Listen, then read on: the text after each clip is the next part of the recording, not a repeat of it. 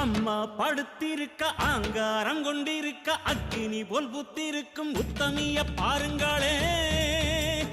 நீட்டி படுத்திருக்க நீதி சொல்ல காத்திருக்க ஈசான பொட்டலிலே மாசாணி பாருங்களே. அம்மா படுத்திருக்க ஆங்காரம் கொண்டிருக்க அக்கினி போல் புத்திருக்கும் உத்தமிய பாருங்களே. நீட்டி படுத்திருக்க நீதி சொல்ல காத்திருக்க ஈசான பொட்டலிலே மாசாணி பாருங்களே.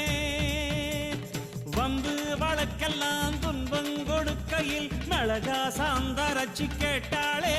நாம கலங்காம மாசாணி காத்தாளே.